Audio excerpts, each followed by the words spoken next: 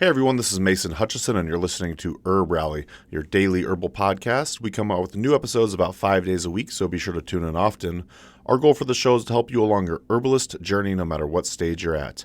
We have over 690 episodes, so feel free to peruse those episodes, and you're bound to find something of interest. Before we get into the show, I want to let you know about the herb-drug interactions and herb safety course brought to you by CommonWealth Herbs. A thorough understanding of herb-drug interactions and herb safety is critical if you plan to practice as a clinical herbalist. But these days, it's just as important for folks practicing at the community level, too. So many people take pharmaceuticals today. That's just not something that herbalists had to deal with even just a couple decades ago. So take the time now to get in-depth and detailed about the potential for herb-drug interactions and about all the considerations for herb safety so that you know you're serving your community and your clients well. In the herb-drug interactions and herb safety course, you'll learn how to practice safely even when you don't have all the information you need, identify and assess herb-drug interactions, read studies and case reports, and determine how they're applicable to your practice.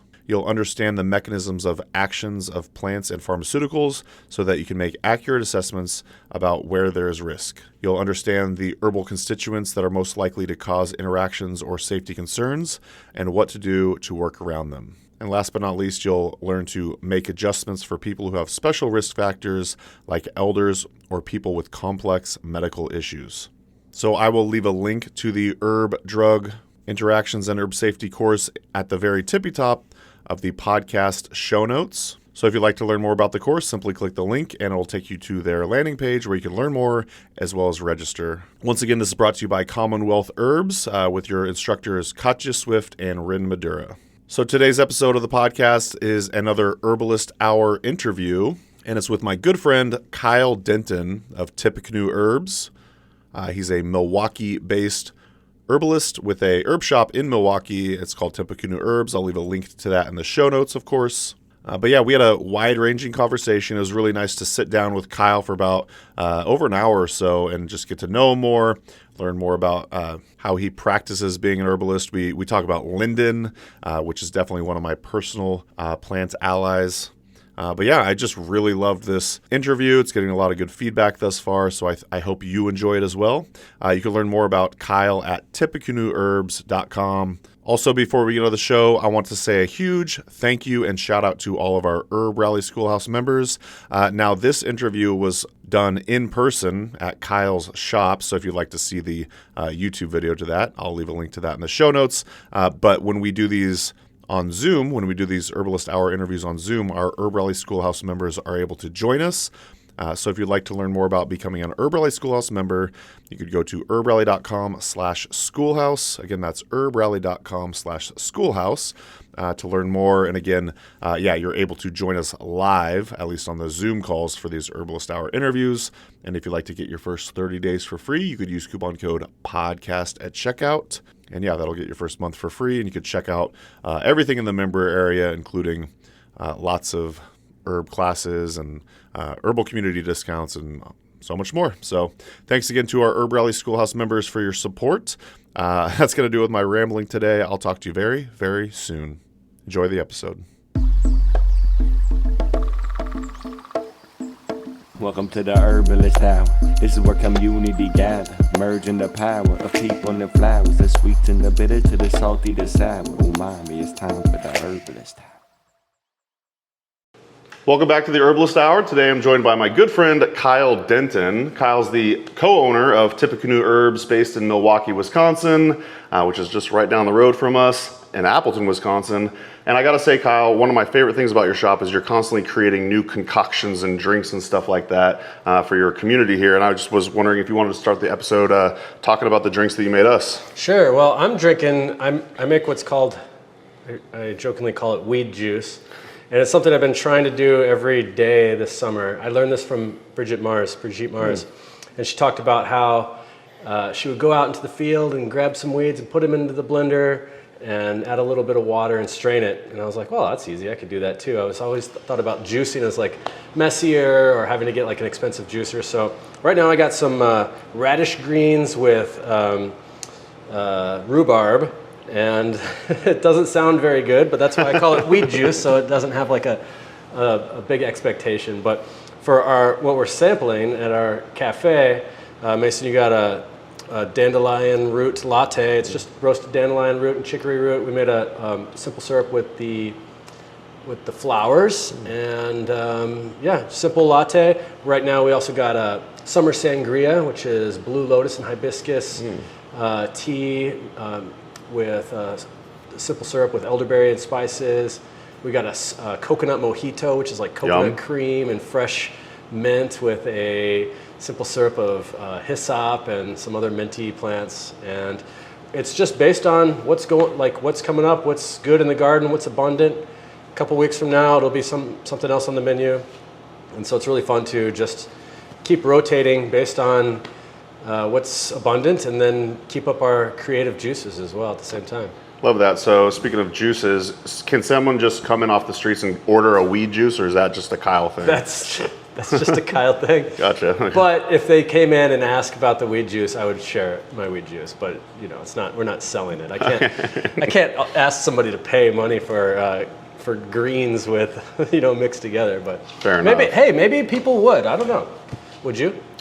Oh, definitely. I'm all about the weed juice. I like drinking weird things that are full of nutrients, and especially the weeds. So right, yeah. Yeah, I'm totally down for that. But we'll do that next time. Cool. But let's start with like a basic Herbalist Hour question. How did you get involved in this whole herbalism thing? Gosh.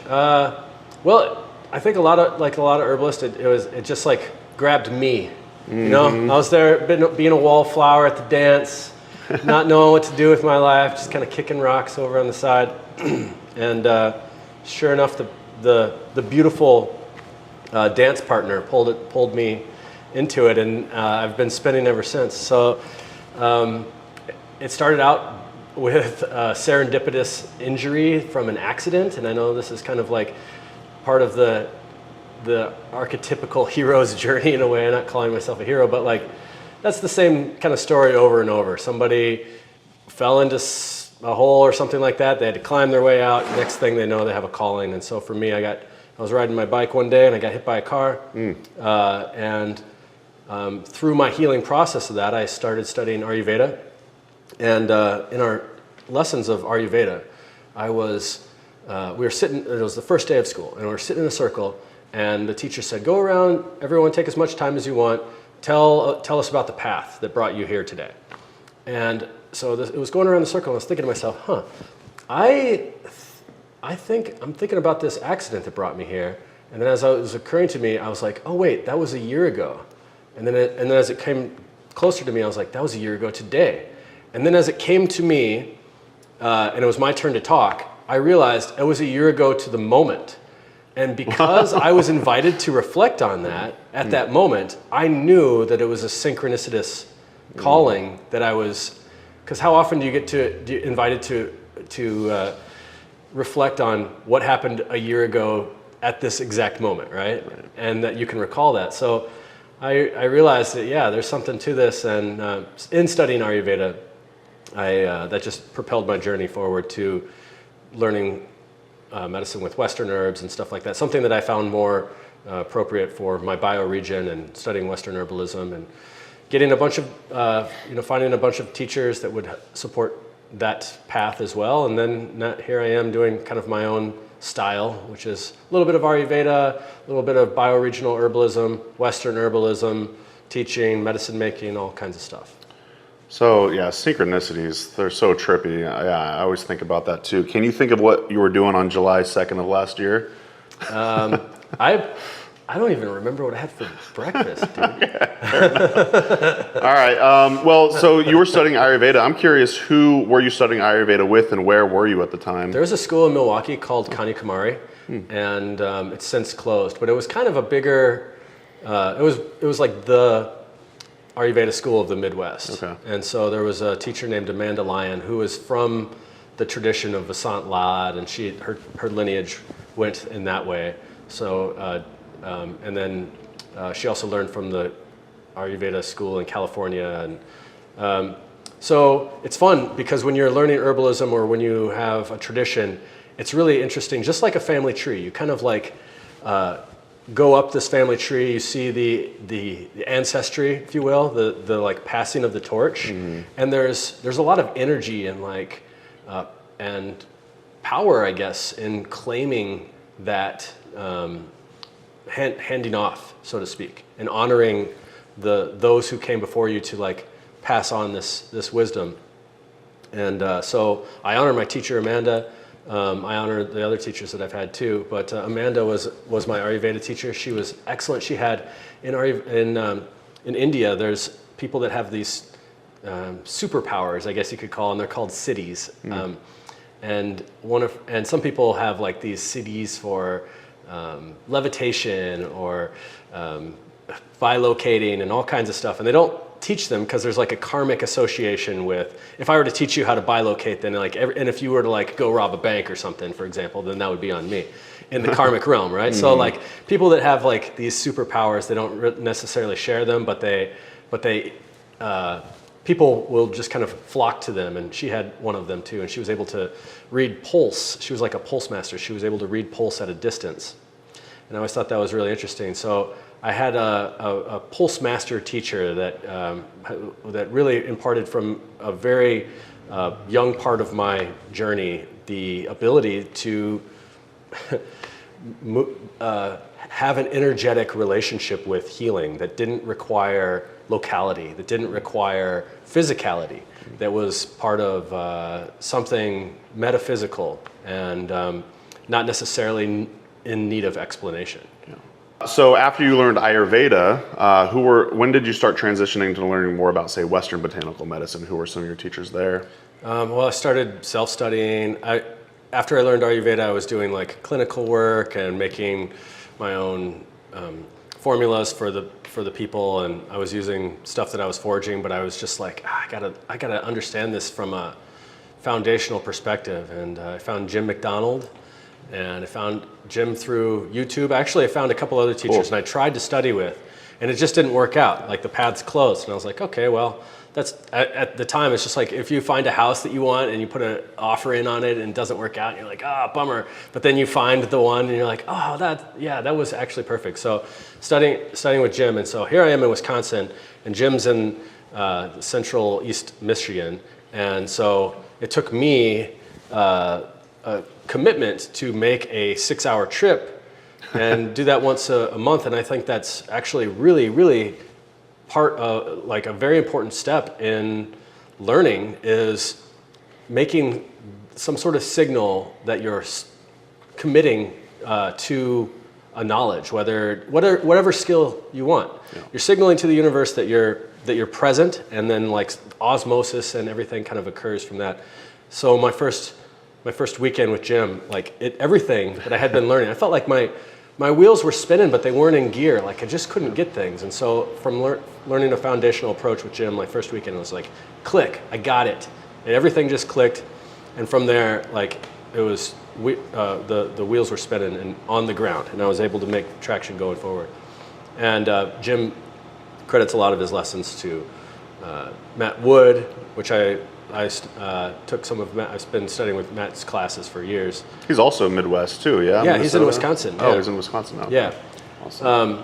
And Paul Bergner, and just I took some medicine making courses with Sam and Suchil Kaufman. Suchil actually, the Human Path School down in, it was Austin at the time. I think they're in Taos, New Mexico now. Yeah. And just trying to really refine my niche. You know, like when you study herbalism, you go and you find the school, you find the teacher, but the path remains undefined. It's not like if you go to the university and you study accounting, then you know, like, all right, what's the next step? I get my license, and then I go apply to be an accountant, right? When it comes to herbalism, it's like, how is it? You have to have some application of your gift, of your skills, and that's the beautiful thing about it. That's why I love that it's like an unregulated field too, because you can kind of, there's, when you're in herbal classes, there's people who are interested in the agricultural aspect and being an herb farmer. There's people that are interested in the family aspect and just being like learning how to make better medicine for their kids and their family or their church or something. And for me, it was a little bit of everything. That's what I was going to say. Is you really do a lot of different things. You have an herb shop. Yeah. I believe you're a clinical herbalist. I do a little. You have an apprenticeship of some sort. Yep. We're going to talk about this later, but you have these like new online classes which are super fun. You just do a lot of it. So what would you say is kind of your niche? My niche is teaching. I love teaching. That's something I've always, like herb walks in general, that has always been one of the most valuable ways of accessing flow state consciousness. For yourself? For myself, I love for that. me, just like being in the field with people, with a group of people, not having a lesson plan, let's walk, let's see what's popping, and taking that to the next level and applying that. So now I have long programs. I have 7-month programs. I've been doing that for several years now, and all kinds of little classes here and there, workshops, medicine making, herb walks every couple weeks, things like that. But teaching is my favorite thing to do, and that's the thing that gives me the most charge, being in person, I should say. And then of course, like having like the chironic experience with my hands, actually physically grabbing, bringing things back, making it into medicine. That's also been, as you can see, it's like a real passion of mine is making medicine with stuff that we can find that's abundant and constantly shifting and changing things. So just like our cafe, so some of our formulas just shift based on like, wow, the motherwort looks really good this year, so let's add more motherwort to this particular formula, things like that. And then just, and you know what? Just because I love the experience of being involved with people. I started out with, everything here started out as a farmer's market stand, and it wasn't that long ago either. So I like that. I just like putting up a table, being kind of like, maybe in a past life, I was like one of those Wagoneer, like fly-by-night herbalists that came like traveling snake oil salesman kind of guy. Because when I hear that snake oil thing, it does have like a trigger to me, like almost like an ancestral thing that I haven't shook off yet. And or like maybe I was accused of that and my horse was slaughtered in a previous life for that or something. But anyway, being in a market, having the people come, handing them things, the smile, the energy, closing stuff down. Now I have 4 walls and a roof, so we don't have to worry about rainy days so much anymore. But yeah, that just being a community herbalist to me is the most fun. That's the thing that I put almost all my energy into, is just here, this place, my community. Would you say Tippecanoe Herbs is a good, almost like marketing vehicle for getting students? Like, is this how a lot of people find out about you, just by wandering into the herb shop and then wanting to study with you? I think so. I guess I didn't intend that, and it's the first time I've ever really thought about that. I actually try to use my classes more as a marketing vehiole for my store. The other way around. But a lot of people know about my classes because of my store. Yeah. And so that's a good question. I haven't really thought about it though. So you went from, I would like to hear more about your evolution from the farmer's market to where you're at now in this beautiful store in the Bayview neighborhood in Milwaukee, Wisconsin. Can you kind of tell us about that evolution and how this all came about? Yeah. Farmer's market stands, making medicine, making stuff for clients, being like, I got a bunch. I needed to make a salve for a client, but now I have 15 salves. Yeah. So what am I going to do with all these salves? Right. Might as well set up a stand at like a holiday market. Wow, that went well. That was really fun. I loved that. So, okay, I'll do the farmer's market. And so I did a farmer's market one season, and I loved it. And I was like, all right, this is what I'm going to do. And so the next year, I applied for every farmer's market I could apply to. And so I was doing farmer's market like 5 days a week, sometimes 2 times a day. Just taking something down in the morning, bringing it to another location, setting up. And I was like, this is it. I want to be all in on this. But I still had my day job. I was a dental assistant. So I was working in the dental industry, and I have a lot of experience with that too. And it came to a point where I was working at a small family practice, and I was working for a mentor of mine. He's an old man now. And he was retiring. He's kind of like me. He's probably never actually going to retire. He just has to slow down his workload. And so another dentist came in and her and I did not get along. I don't think she appreciated my skill set or whatever, and so that friction pushed me away from. That was the catalyst that I needed to throw myself all in to being an herbalist, and I had been teetering on that for years, just like, this is what I want to do. Right. And now I was like, oh, this is what I have to do in order to like support myself, and found a little location that was like a little starter location that just kind of fell in my lap one day. Made a business plan, my wife and I, for like a retail store, and it just didn't seem like, is this going to work out? Like, how many teas can we sell a day? One? I don't know if we can make rent. We're like really undercutting ourselves. This is really typical in the healing arts. Like, sure. I don't know what my stuff is worth. I don't know, $1. And so I really had to struggle with navigating that. But another opportunity opened up, and it was like, hey, do you want to take over this little 500 square foot shop? Really affordable rent. And we're like, yeah, let's try it out. What do we got to lose? It's not like our life savings or whatever. We could just try that for a year. And then it was great, and it worked really good, and we needed to expand right away. So we found this place. We have our kitchen in the back. The whole time I had been doing stuff in another commercial kitchen across town, and then I had my shop, and then my other job, and all this stuff, and it was just really time consuming. Now everything is here. I got my commercial kitchen, I got my shop. So family business, my wife, myself, my little boy. I got a great staff, and the real thing for me is getting my hands off of it, because I really wanted to just kind of hold on to the expansion. I wanted it was pulling me to expand more in online ways and things like that, and I really take a lot of pride, and I don't know if pride's the right word. It really makes me feel good and humble to be able to like speak with somebody and create the medicine that they need, or make the right recommendation or something like that, rather than just not have a relationship with them and wholesale my stuff into stores and stuff like that. And we had opportunities like that to really expand our line and turn into a manufacturer, but I didn't want to be a manager of manufacturing. I wanted to be the community herbalist. So right now it's more of like condensing that expansion rather than, and just trying to like hold that in position rather than allow that natural expansion that was occurring. And really the expansion that I'm feeling is more in being present as a teacher, being present as a clinician, as opposed to like expanding our product line, so to speak. As I was alluding to earlier, you have this really cool online class, 52 herbs in a year that you cover, essentially. What is that called? Herb of the Week. Herb of the Week. I should have been able to remember that one. Yeah. So Kyle's got this thing called Herb of the Week, and each week he sends out a new audio lesson on a different plant. And I want to say a lot of them are over an hour long even. Yep. You kindly donated one of your lessons to the HerbRally podcast. It was, I think, your week 1 plant, actually. And so I thought maybe we could do a little mini herb of the week here, and just have you go over a few of the plants and just kind of talk to your heart's content about each one.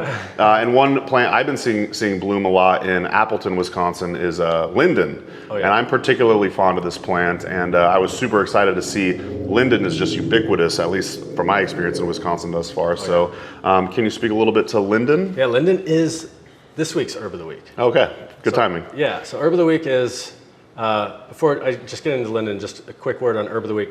When I first started studying herbalism, like the first unit of herbalism in Ayurveda school, it was like, how do I learn this? And just like, you open up a book, you're like, oh, I need this. That looks good for me. Oh, I look at this one. That looks good for me. And the problem really becomes like, where do I start? How do I begin? And to resolve that kind of problem, I guess, or conundrum, our teacher Amanda said, the best way to do it is pace yourself, learn one herb a week for a year. That way at the end of the year, you'll have a really great dispensatory of 52 herbs that you know in and out. In that week that you're learning the herb, learn only that herb. Make tea with it, make tincture with it, put it in your meditation, smoke it, put it under your pillow, all the things that you would do with a plant. Study that one. So that way it's not so that you're like hyper-focused on that herb. And so that's my goal with the herb of the week. And this week it's linden. So an hour on linden. Linden is, and I switched it because I have this spreadsheet of what all of them are going to be. and I've mapped it out astrologically too. So this is like a crossover, like astrological lesson. It's astro-herbalism with the actual plants too. So right now, it's July 2nd as we're recording. We're in the sign of Cancer in the tropical tradition. And Cancer is a water sign. It's the structured water. It's the crab. It rules the chest or the rib cage. And linden is in bloom. So it made perfect sense. It's like very, very intoxicating. Cancer, the crab, is a lunar ruled sign.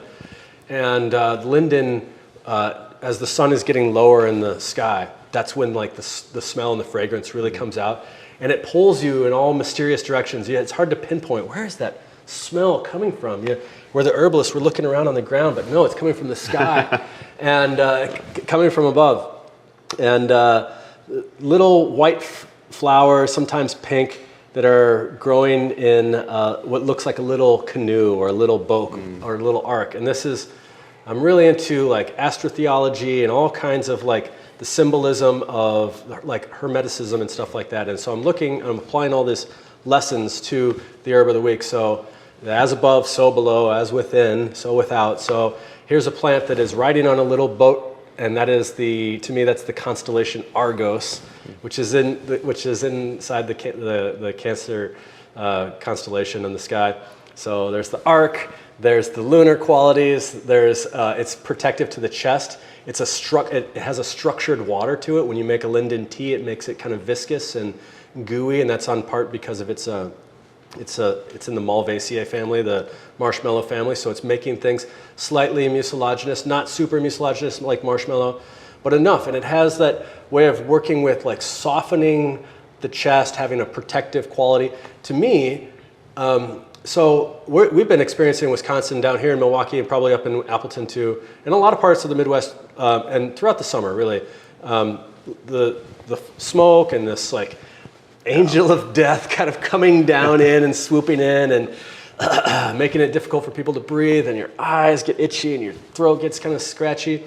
And I have this adage that I stand by, that nature is providing us with what we need at the time we need it. And right now, linden is in bloom. It's also coming from the sky, and it's like this like answer to help fortify, protect, structure the waters, protect like Cancer the crab does against this smoke that's going on. So I love linden right now for so many reasons, because it's really speaking to me in a cosmological way. It's speaking to me in like as almost like the relationship that I have with my creator. It's speaking to me in a way that I could share this medicine with my community, and so that's one of the herbs of the week of this 52.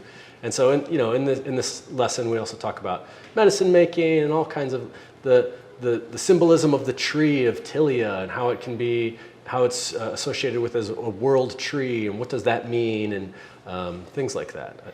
I like that you brought up the mucilaginous aspect of it. I feel like a lot of times people talk about linden as like, say, a mood enhancer, or good for the heart and whatnot. And yeah, maybe the mucilaginous aspects of it are underappreciated. But I will say, I want to say maybe technically it might be in the Tiliaceae right now, but I was going to bring that up. I was like, I'm pretty sure it at least used to be in the Malvaceae, aka the marshmallow family. And I remember the first time I made an infusion out of it, and it was goopy and slimy, and I want to credit my teacher, Missy Rose.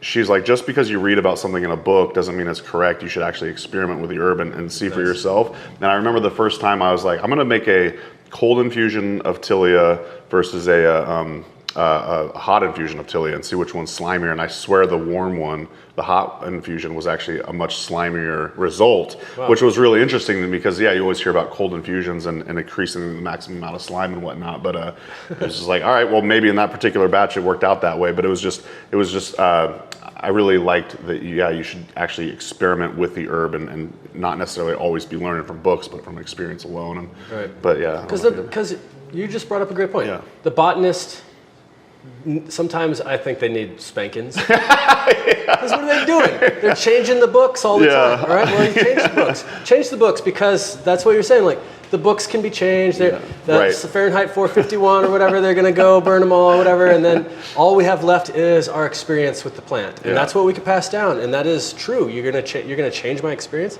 You're going to tell me that it doesn't work when in this way? Because according to me, in my experiment, it actually seemed to be slimier when it was hot, so as you're saying. And spank them for constantly changing the genus and species and families and stuff like that too. I'm like, Tiliaceae, well, I mean, I'll have to look it up afterwards, but I'm pretty sure that was the last time I checked. Yeah. But yeah, Malvaceae makes me remember that it is probably in the marshmallow or slimy, situation. But before we go on to the next plant, did you have anything else you want to say about Tilia? Yeah, I learned this I think is really cool. So if you go around and see the Tilia or the linden trees, a lot of times they have these ring of suckers that are coming out from them. So you can have a big old tree and these like rings of suckers that are coming out around from them. And imagine this as like a world axis or like a polar axis that is symbolically axis. There's this center and then there's the perimeter. And then after 100 years or something like that, that center axis is going to be hollow. It's not going to be there anymore. It's going to die, and all of those suckers are going to grow and maintain, and then after 100 years, they're going to have a fractal relationship. And so it creates this phenomenon called a linden ring or a linden circle, which is, you can go into a forest sometimes, an arborist taught me this, and you could see what looks like a council of linden trees. And that's why this plant is associated with justice in Germanic tribes. And I think that Tolkien understood this. Wow.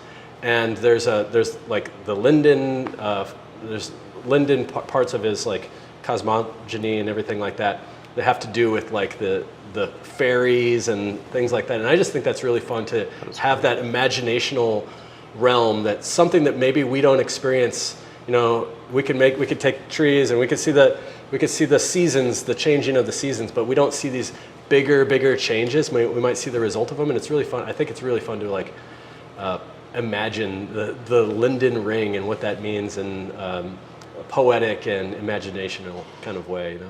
Every time I hang out with you, you blow my mind in one way or another. So that's there you go. I also, before we do move on to the next plant, I want to actually point out the cost of your herb of the week.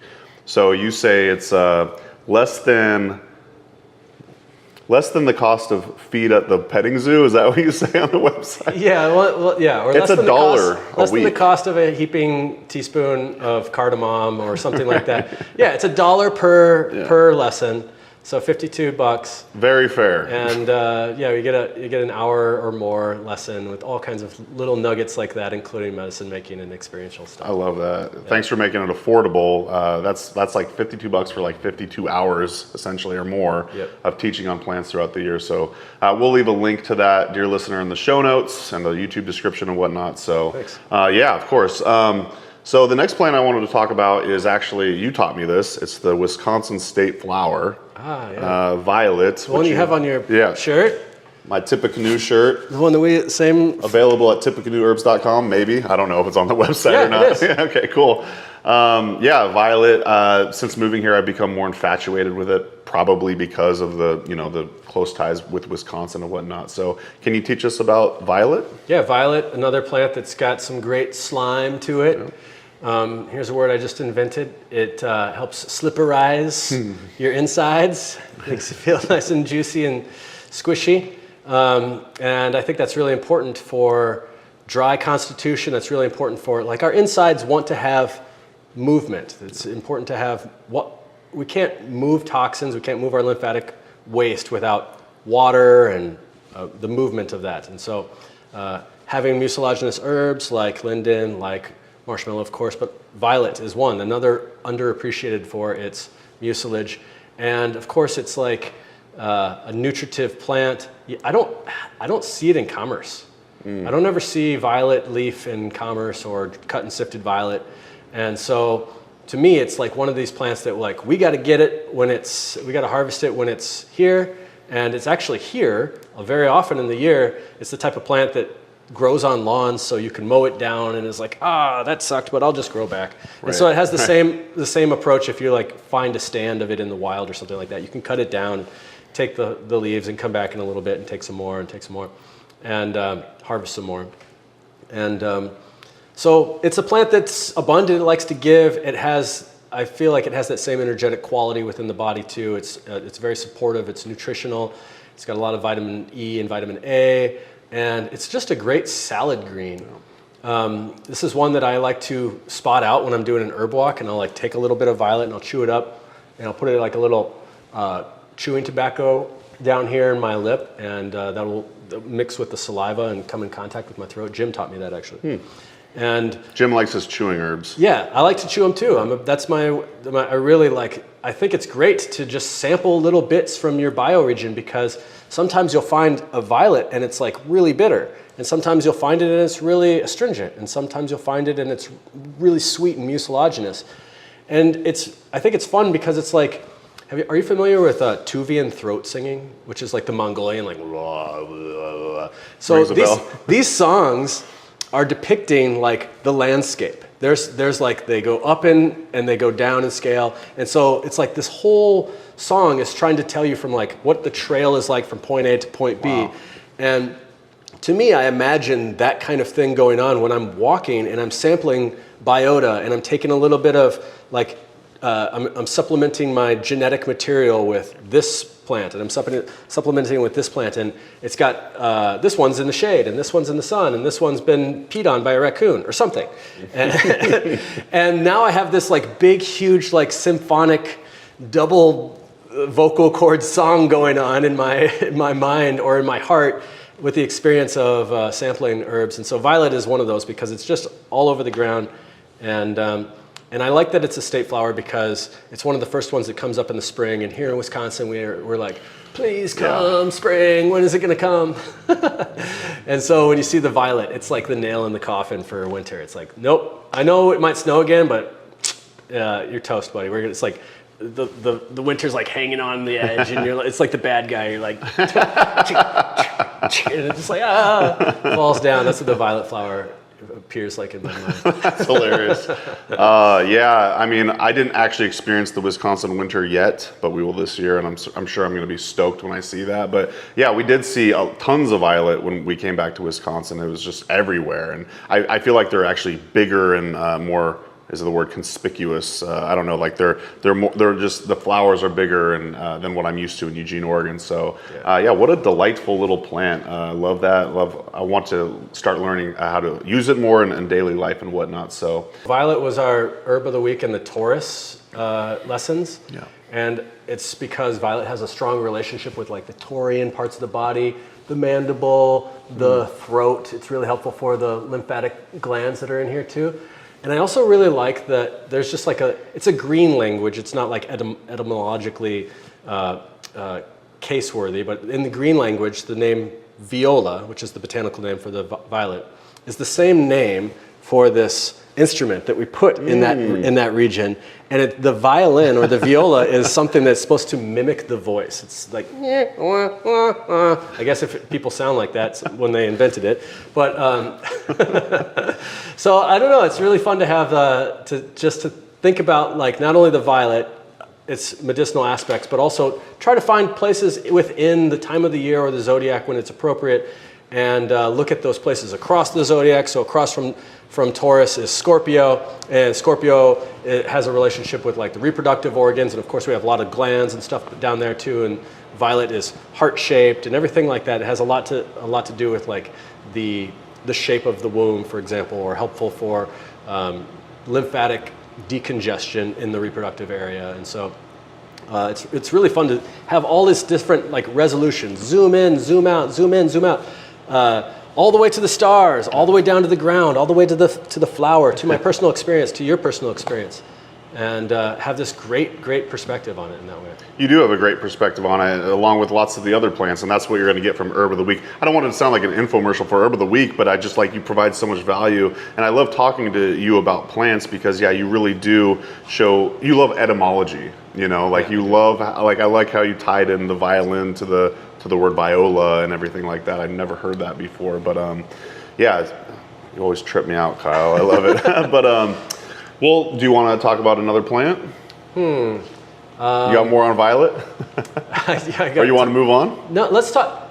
We just had the solstice. Yes. And so I just got done harvesting St. John's wort, and so that's fresh on my mind, and that's fresh on my drying rack right now too. Sure. And so I call that plant solstice wort because here in Milwaukee, at where the latitude and longitude and everything like that, it does not bloom until the solstice. Like I do a solstice herb walk every year, and it's always like to honor the sundown and whatnot. And I go out the day before and I'm scouting and I'm looking around. What should I talk about? Oh, gosh, I would love to talk about St. John's wort if it was here, but I can't find it. And then I go out the next day on the solstice, and there it is. I can see it. So it doesn't appear to me, at least, maybe until the solstice. And so it has this really fun clock-like approach to it. And so St. John's wort, named after St. John the Baptist, the Feast of St. John, which is June 24th. And then that's kind of tied in other ways with the summer solstice. So it has this beautiful medicine that represents the height of the power of the sun, the height of the power of consciousness, of light, of all that good stuff, bringing it into our body, what light is in the body, begging that question, what is light anyway? How does that move? It's energy through the cells, energy through the nervous system, and all the different signatures that it has with the sun, holding on to light. Maybe sometimes we get like, there's this really fun example I like to say. So there's super special cameras that are spectrometers, and the spectrometers, their job is to see biophoton emission. So what these scientists were doing, they would take like a leaf of, like, let's say linden, and they would take off the leaf of linden and they would put it under the spectrometer, and they would take a picture and it would just like look like a leaf, no big deal. And they would take off this leaf of the same tree and kind of chew it and like punch it a few times and tell it it's stupid, and spit on it, and then put it under the camera, and they would see that there's like light leaving this leaf. So the biophotons, it's like its internal light starts to leak away. And then they would do it a third time, and they would take the leaf and like they would like pick up some dog poop with it and like leave it in the car and like do all the stuff to make it like really stressed out. And they would take a picture of it and it would just like, it's like glowing. And so what this is showing is that when you're under a lot of stress, when something's under a lot of stress, a leaf, your hand, your body, your person, you leak light. It leaks away. It falls away from you. And that light is biophotons. And it's really important to consolidate that and keep it. Little babies have a really strong amount of light. That's why when you hold a baby, you can feel just healed. It's just like, it holds that into you.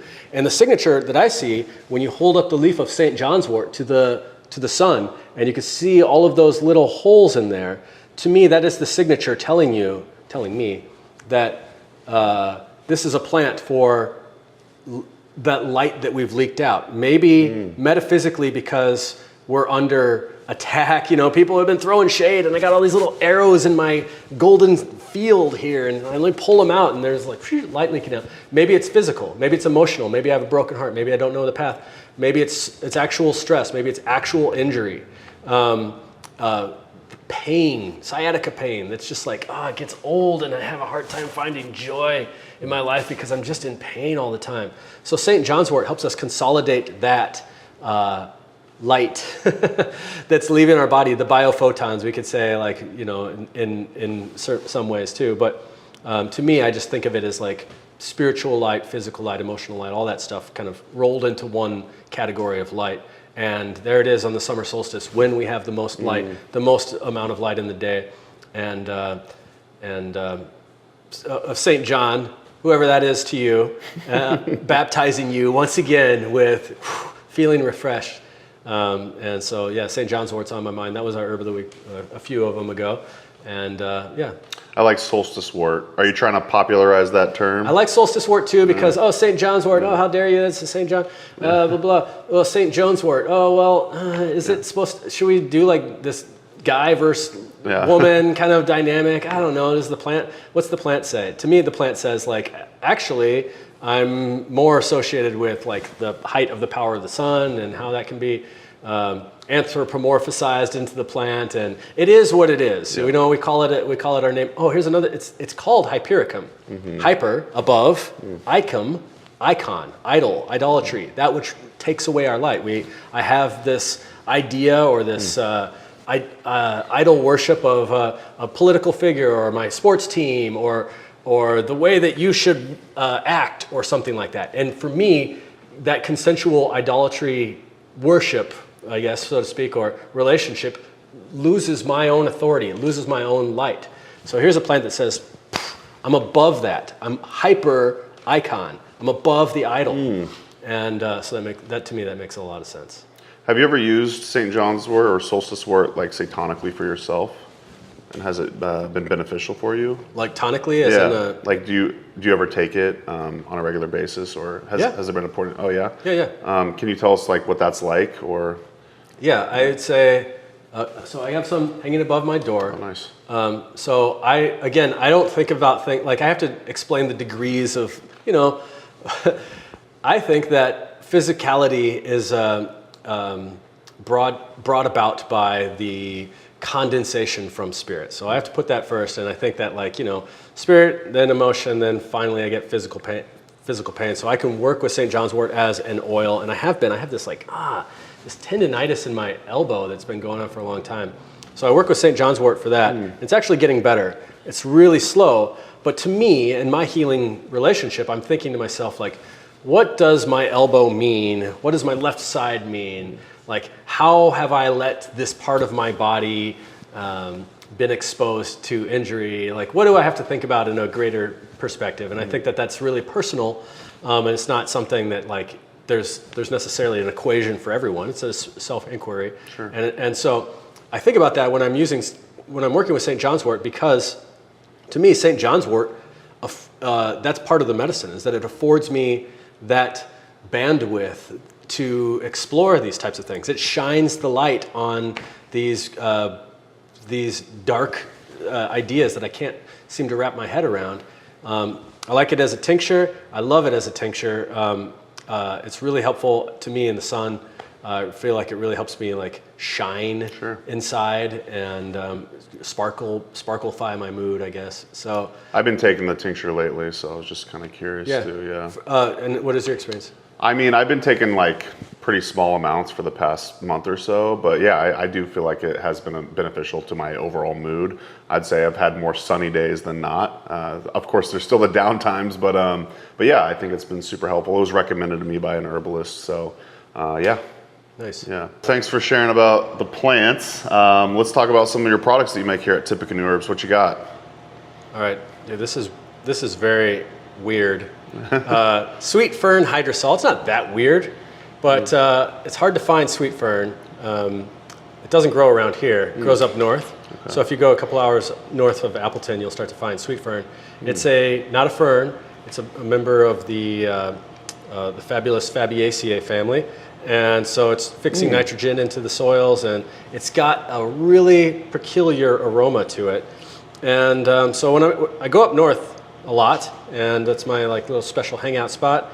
And when I'm up there, I just harvest some of the plants that are up there, the boreal botanicals, I guess you could say. That's the UP, right? Well, not just UP, but like northern Wisconsin. Oh, gotcha. Too. Yep. Okay.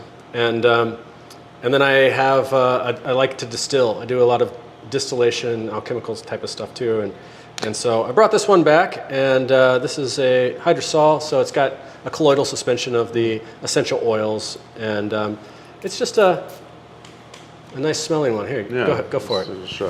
It's really cooling. I would say this one has got some a nice drying quality to it, but to me it's just a very unique smell. It's not something that you're going to find in many places, and I think this is the only sweet fern hydrosol I've ever seen. So I was really happy to make that. And I'm sure it's not the only one that exists, but there's that. And then I have something that's really practical and that's been really popular this last few weeks and in general. This is one of my most popular remedies, is the Allergeezy Nose Sneezy, which is my allergy tonic. I can't really make specific claims, so I like to play around with puns and whatnot. And simple old allergy tincture. Let's see here. We got goldenrod that I've harvested, some reishi mushroom that I harvested at double extraction, some nettle that I grew, elderberries and elderflowers from my elder trees, and New England aster that I also harvested. So this has got a lot of personal, just my hands, my blender, and to you, from my hand to yours. And I really, I can make quite a few batches of something like this with just a couple of trips to the fields, and you really don't need a big, huge field of goldenrod to support my community, I could just go like this, goldenrod, take a scissors and cut that much, take it home, and now I have enough goldenrod for the whole year. And the same thing with New England aster, more or less. And with a nice elder tree, you trim it every year, it comes back, and it gives you lots and lots of medicine. And I usually just tincture my elder tree and my elder flowers right away. And that's how we make it. Yeah, you like etymology, but you also like wordplay and puns. And one that comes to mind is nailing your coffin. Yeah, nailing my coffin. That's another big one this week too. Yeah. Very cool. Well, yeah, it's not just these 2 products. You got lots of products here. You got bulk herbs, you got tinctures, you got salves, you got syrups. Yeah, you got other vendors as well from our last trip. Actually, yeah, if you're watching this, you could also, on our YouTube channel, we have a full, I want to say like 15-minute tour with you and Serena of Tippecanoe Herbs, so I'll link to that as well. Any other products you kind of want to talk about, or just? Gosh, man, put me on the spot. Yeah, right. This one has been fun lately. Bun in the oven, belly oil. This is something for stretch marks and helping with just the feeling of tension and pregnancy. I made that one as a gift for my wife when she was pregnant, and herbs work. And all it takes is 1 or 2 moms to like something, and it makes its way around to the mom groups. And so now we have a nice hub of moms looking for their medicine here, and that's pretty cool. So that's awesome. Yeah. Right on. Well, tippecanoeherbs.com. You got time for a few more questions? Yeah. Or sweet. I was telling you before we started the show about our new segment called Giving Flowers, which is basically a segment where I was just going to ask the guest who has helped you on your, say, herbal journey or in your life. When I say that, who would you like to give your flowers to? So last night I had a dream. This morning I had a dream. And in my dream, my grandpa came here to the shop, and he's passed on.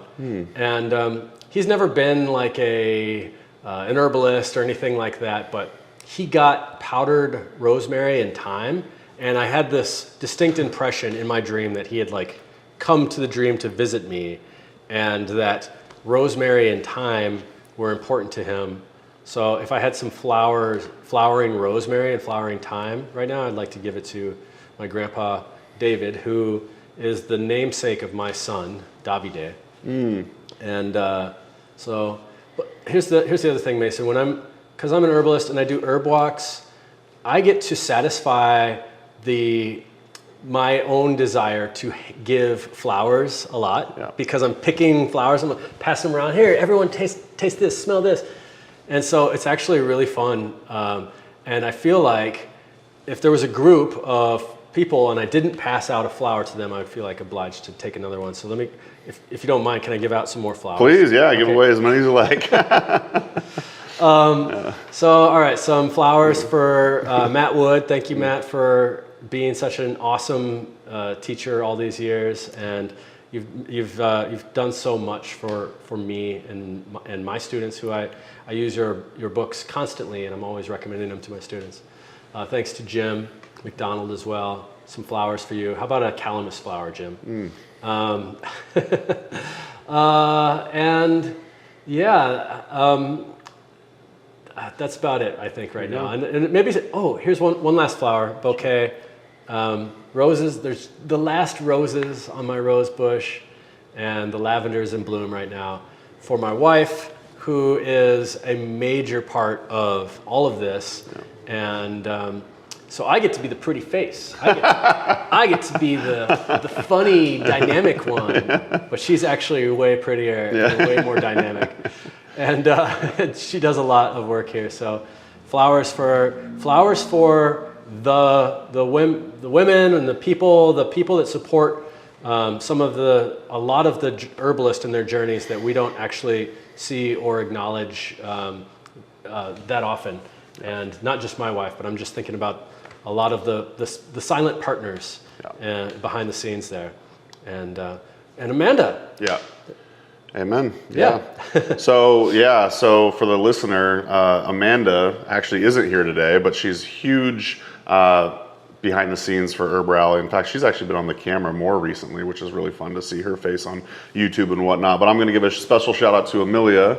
She's behind the camera today recording for us. So Thanks for helping out with the interview, Amelia. We really appreciate it. So my flowers go to you today, Amelia and Amanda. So I was perusing your Instagram, and I saw you were recently on another podcast. I don't know, I can't recall what it was called. Maybe you could remember. So I've been on a few, but Crow 777. That's what it was. Yeah. Is that a local thing? No. Oh, okay. Okay. So you were recently on this podcast, Crow 777, and I saw one of the talking points was the blessings of so-called invasive plants. Yeah. And that just piqued my interest, and I was wondering if you could kind of just share what that was all about. Yeah. Going back to my point earlier that plants are here for a reason, and they're here at the time that we need them. As almost like a retroactive causality aspect. It's like really hard to think about, but here we are programmed in this realm to have linear concept of time. I'm going that way, and then what's behind is behind, and what's forward is forward. But it isn't such out of the ordinary to imagine that actually things are in a spiral, and there's a secular pattern to all things, and I can see that when I'm studying the relationship of the cosmos, and I can see that just in my own day-to-day life as well. And so I imagine a bigger reason why plants are here. They're here. So the word invasive I have kind of a problem with. I know like the word invasive is like, it's kind of arbitrarily based on a geography. It's arbitrarily based on a time period. What's invasive to Wisconsin? Wisconsin was here 1863, so it's an imaginary line between this one and that one, and so you see what I'm getting at? It's very arbitrary.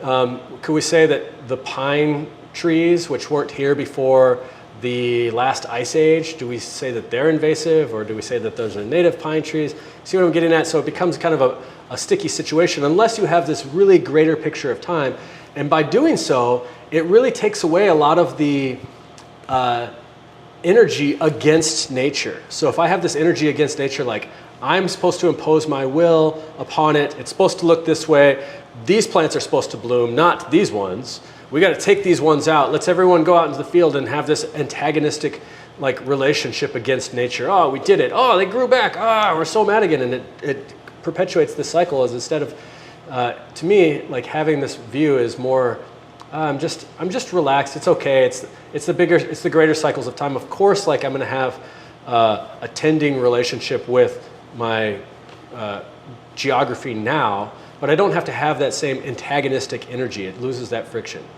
And additionally, these plants, these quote unquote invasive plants, are typically superfoods and super medicinal things for a lot of the ailments and afflictions that we are going through, and things that we don't even realize that we're about to go through, which is actually really interesting to me. Some of them that come up at they're starting to make their way across a particular area, and then we're wondering what the heck are those for? And then another decade later, Lyme disease or a lot of tick-borne illness or things like that, or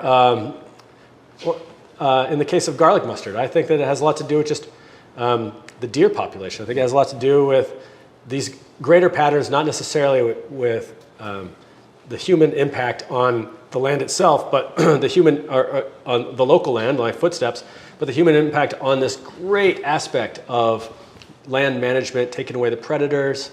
To me, thinking about garlic mustard, it's not just like pulling it out. It's also thinking about the deer, how there's an overabundance of deer. Why is there an overabundance of deer? Because we got rid of the coyotes. Why did we get rid of the coyotes? Because we wanted the cows to eat. Why do we have the cows to eat? Because we want to eat the cows. And so it's just like a bigger and bigger questions. And to me, it's not going to get resolved with poisoning, and it's not going to get resolved with this antagonistic view against nature. And so that's kind of what one of my talking points and proposals in this podcast is honoring at least the question, and bringing that question and that conversation up to these greater cycles, and how are we going to manage things more for the seventh generation from now? And is it something that's do we really need to just like poison everything now to get rid of this stuff? Well, what's that going to do 7 generations from now, or to our watershed, and so on? So those are the types of things that I'm really interested in right now. Me too. Yeah, I'm glad I asked because I love those diatribes about the invasive plants and what we call them and everything. So thank you for sharing that. Do you have any thoughts on, like, say, when we first moved to Appleton, we learned that it's one of the heaviest drinking cities in all the United States. In fact, I want to say 7 of the top 10 cities in Wisconsin are like the top drinking cities. And then we get here and then I see just so much burdock all over, and it's like a prime liver tonic. And I'm like, I feel like you would be a good person to ask about that. But do you have any thoughts on that? Yeah, like. Is that a doctrine of signatures type thing, or is that something else? I think so. I think doctrine of signatures is beyond the laser focus of the flower or the colors. I think it has a lot to do with the environment. And so, we have plants are here at the time that we need them. Why do we need burdock? What does burdock do? What is it helpful for? Well, we know burdock is a great liver tonic. It's a great one for the kidneys. It's a great one for, let's just say, detoxifying. And it's not like something that you have to like look underneath. Where's that burdock? No. You know? And here in Wisconsin, we got we have leaves that are as big as you and me. We have these giant burdock leaves, and they're all over the place. And burdock is so beautiful and abundant here. And they have burdock brigade and all the people who will go out and dig up the burdock and stuff like that because they don't want, how dare this plant bring its roots 6 to 20 feet below the surface and bring up minerals and replenish the topsoil with this mineral-rich stuff. You're not supposed to be here. So they take it out, and that's fine. I like actually knowing when the burdock brigade is going to be, so I can go ask, hey, can I use that? They did all the hard work for me. Yeah. But I think about that's a great example. Burdock, of course, dandelions, a lot of things like that. But the thing about burdock is that it's showy. It's saying, like, you don't have to look for me. In fact, here I am, right in your face. Yeah. What do you think about it? I'd never seen so much burdock until moving here. So yeah, it's awesome. Yeah. So let's get to know Kyle question. I've been asking this lately. What is a hobby of yours outside of the realm of health, wellness, herbalism, nature, hiking? So don't say hiking. What's a random hobby of yours?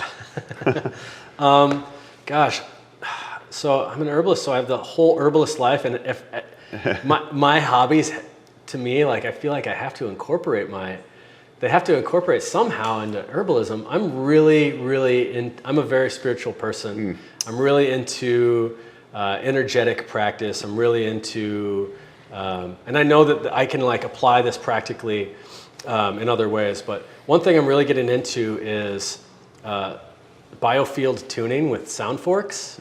That's something I'm pretty random. Exploring, and I'm using that in a diagnostic way. I'm using that, I hopefully can get a little bit better at it and start doing that applying that to my clinical practices as well. So that's something that's really fun. The basis is that, you strike a tuning fork, and you can use a tuning fork in the same way as you would use a dowsing rod. I'm also into dowsing.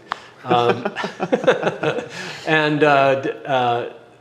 you can, like, we have this field of energy, this electromagnetic field of energy around us, and we can get information by being tuned in, not just with the audible aspect of the tuning fork, but that's a good place to start. So you hit a tuning fork, and you go up and down your body, and okay, something going on right here in this area. It's like sucking in that sound. And that's the most basic way of saying it. So I really am interested in that, and playing around with that. I'm really interested in, I like making incense, and I know that's something that I sell, but I really like to just work with my hands, even when I'm like fiddling about and just like got nothing to do and listen to a podcast and just like rolling incense. That's something that's kind of like, I would say, a hobby of mine. You really inspired Amanda to make incense too. Oh, really? Like, she's into it now. Cool. Because you taught that class for us, and yeah, she loves that, and we light incense every morning now. So yeah. Yeah, hiking. I mean, we live in a great outdoorsy kind of place. So hiking and swimming and biking and things like that. These are all like opportunities for me to forage, though. So it's kind of hard to separate like away from Well, I did want to say you're also a bit of a musician. Oh, yeah. That's but the funny thing yeah. about that is I said it can't be related to herbs, but you sing about herbs all the time. That's my inspiration for a lot of my songs is herbs and herbalism. But yeah, I'm a musician. That's how I met my wife, by playing music. Right. I played in bands and toured around the country, toured around Europe. Had some nice success with being a musician that's not very good. So I like as far as like technical skills go, I'm just kind of like clawing away at a guitar, but I can write, and I can write a melody, and I can sing, and so that's pretty fun. And I really like writing songs. And now that I have a kid, I'm like into writing like kids' herb songs. That's cool. And all of my kids sings is my songs that I wrote for. So I have a nettle song that goes, I know a plant that makes my body turn green like a chicken in spring. And like, and it's like the sound you make, and ow, it hurts, And so now whenever he wants to hear music, all the time, he always points up the speakers and goes, He's been doing that for months. So that means music to him. And so yeah, music is a big hobby of mine. Thank you for reminding me of my hobbies. That's what I'm here for. You could actually go listen to part of the song I know on your Instagram. And is that the same video where you're slapping in your face with a nettle? I'm just going to find any opportunities I can. Every herb walk, things like that, yeah. I think in that video you ask, where's your favorite spot to urticate yourself or to, slap yourself with some nettle. And I'm super bald, as you probably know, and sometimes I'll even rub it on my head. Wow. Just to try to be a badass. Yeah, that is badass. Yeah, very Viking-like. Yeah, I guess so. Well, thank you for sharing your hobbies. This comes to mind. I don't know if you're willing to share, say, I don't know about like your spiritual practice or whatever. I'm just curious if you'd be open to talking about your relationship to the Creator and how that informs your herbalism. Yeah, sure. Definitely, of course. I always, that's infused in my teaching, basically. So, it's personal.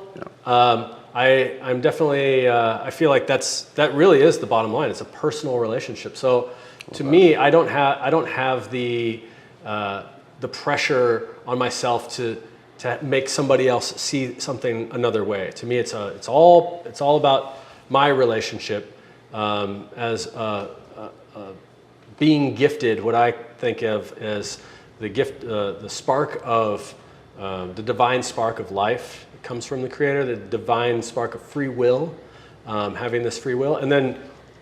In trust law, you have your trustee that creates the stuff. You have your beneficiary, and or you have the creator, you have the trustee, and you have the beneficiary. And I see myself also as a beneficiary. Like I claim my beneficial, the beneficial of this realm. Like the medicine is here as given as a gift from the Creator. To be honored, not to be like ignored, and not to be like harvested and thrown away, or catch a fish and you forget to gut it or something like that, and poor thing. It's got to be, there's like an honoring aspect to that. So that's something I try to do a lot with my work, with my day-to-day life, is honoring that being a beneficiary of this type of stuff. So I have a practice where I do meditation. I do a lot of I try to do qigong every day. Nice. I try to move my body and move my chi and move my spirit. I think it's really important for me to stay grounded. I'm a very airy. I'm so airy that like I can like get blown away by a wind and end up like with the monarchs in Mexico. So I gotta get grounded. Yeah. I gotta have routine. I gotta have practice. Otherwise, my head is really up in the clouds. Because I'm an Aquarius, so I have a really hard time like. Coming back to earth sometimes and hanging with people. I'm very out there sometimes, I guess. I think I have a recovering relationship with religion, and I don't mean to be offensive to anybody, but I grew up religious, and it was like, it didn't have the same meaning to me as I do today. Just like in the same, like I've taken my traditions from various teachers and various traditions to inform my own practice on herbs, and I have my own style. And the same thing, I studied various religious aspects, and now I have a cut with dogmatic type of stuff, and I'm more into personal spirituality, and that works just fine for me. And I can see the benefit of times in my life when I had more structure, and so therefore I can see the benefit of other people that have these types of structures. And I love learning about this greater kind of truth. In fact, that is something that is really motivating me to my station right now. And so I don't have that antagonistic view against people that I feel like have different views from me. I actually love that people have different views from me because I'm really interested in how people think in an Aquarian sort of way. Like, how can a person think that without any judgment to that, if that makes sense. So it's really fun. I think it's really fun, and I think it's really interesting. I think that synchronicities are a big deal. We have crazy synchronicities that happen here all the time. Yeah. This building, at the top of the building, it says A. Hermes. And August Hermes is the name of the person that built this building.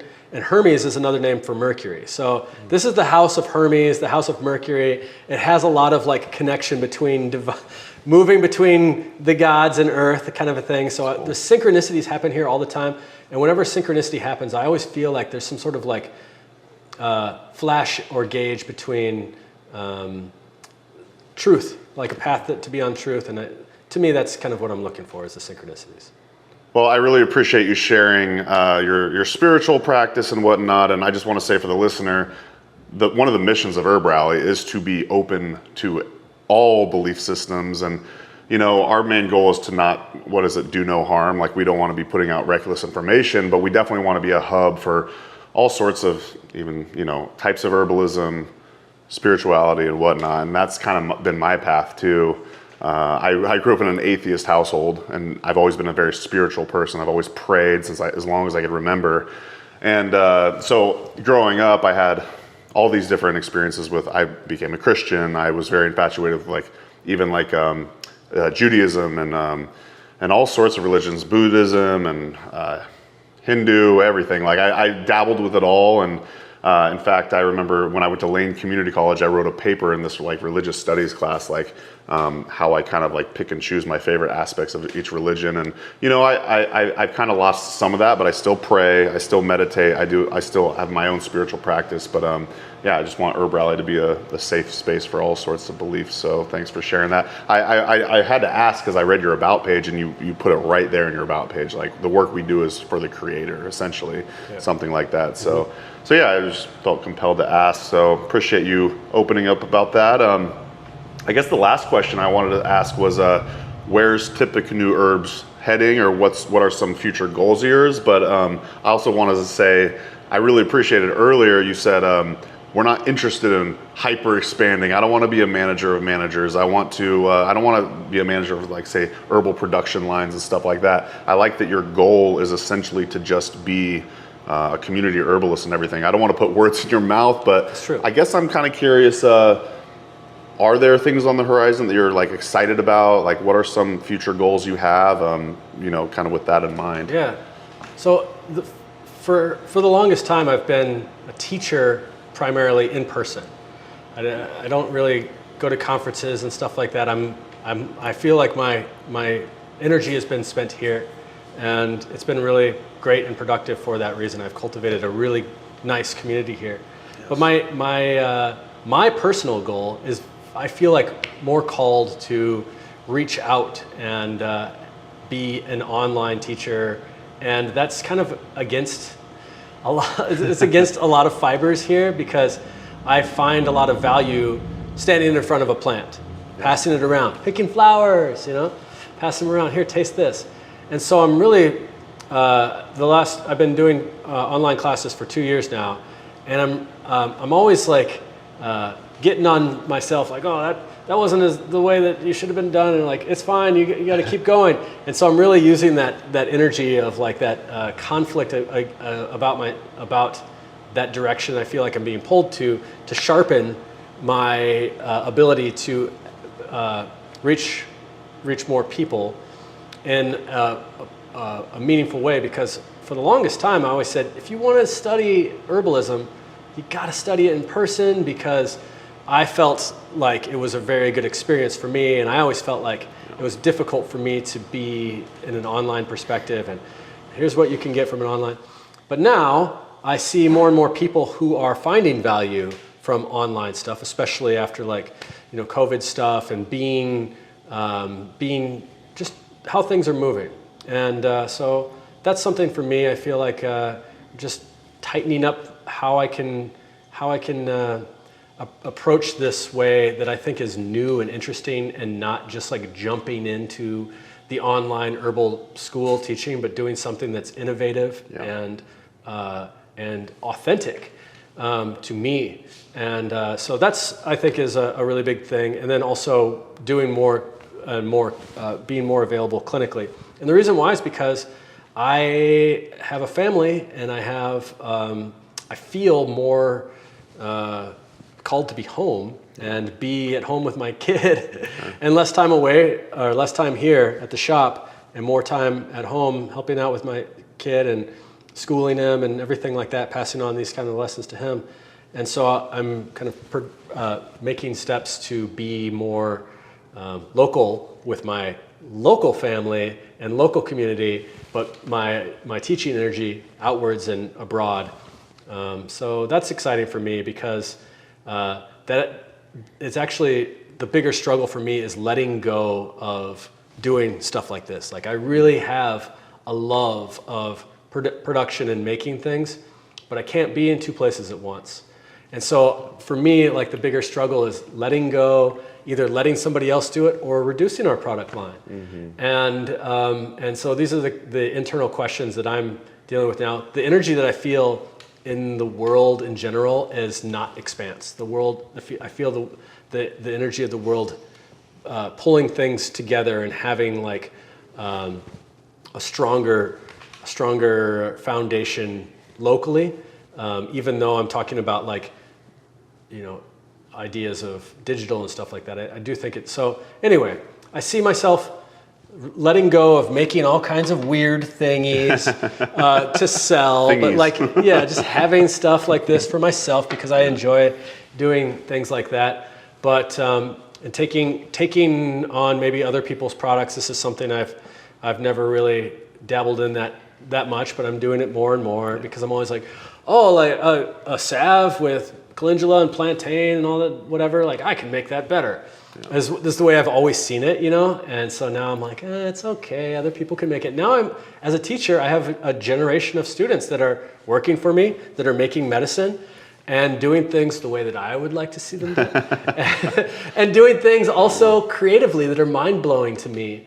And I'm ready. I see, at least my legacy is stepping back and letting that occur, and being the captain of this Tippecanoe, letting that wake kind of move the direction as opposed to the captain. So, yeah. Very exciting. Well, we'll be on the lookout for more online offerings from you. And cool. Again, dear listener, you can go to tippecanoeherbs.com. I'll be sure to leave a link, of course, in the show notes, as I mentioned earlier. And again, check out his Herb of the Week, where you get 52 herbs every week of the year for $52. So not too shabby. Anything else you kind of want to plug or promote before we wrap up here? No, man. It's I'll just say it's awesome that you're in Wisconsin. Yes. I'm glad that you're back here, and it's cool. Here to stay. Because we have a really cool herbal community here. We have, what we're doing. There's another woman in town that's got a great herbal garden, Venus Williams. I'll just plug her, at Alice's Garden. There's another great herb shop in town. I know that there's stuff, it just seems like very fertile land for a person like you who is a mover and a shaker and a handshaker, somebody who knows a lot of people and has a lot of connections, centrally located in the Great Lakes. So it's nice to have you here locally, man. Thank you. Yeah, I'm so stoked to be back. And, Oregon feels like one of those very herbal Mecca type places, along with like say Asheville, North Carolina and stuff like that. But I was very pleasantly surprised by the herbal community here. In fact, there's an herbalist named Patricia Carizzi Howell.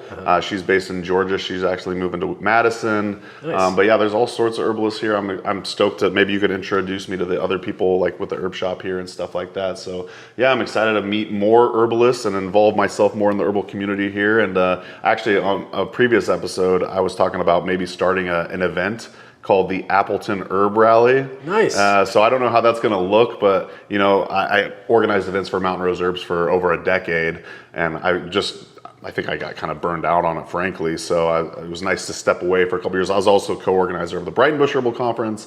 But yeah, I think it'd be fun to have some sort of local, at least to Appleton, some sort of herbal event. And you're definitely invited when that happens. Nice. 2027 or something like that. We'll see. But yeah, thank you for welcoming us and the listener into your herb shop. Again, if you want to see like a full-on herb shop tour with Kyle and Serena, check out that video. I'll leave a link, and we'll probably link to it at the very end of this video as well. But thanks so much for joining us on the Herbalist Hour. Yeah, man. Really appreciate it. And thanks y'all for listening. We'll see you in the next episode of the Herbalist Hour. Take care.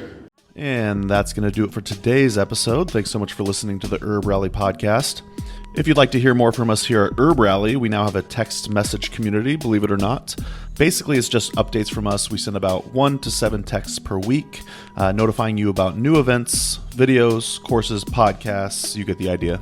It's pretty much like our email newsletter, just in text form. So if you'd like to receive text messages from HerbRally, just text JOIN, that's JOIN, to the number 541-256-2895. Again, that's JOIN to number 541-256-2895. And to stop receiving texts, that's easy too. Just text STOP to the same number. It'll opt you out immediately. Okay, thanks again for listening. Have a great rest of your day.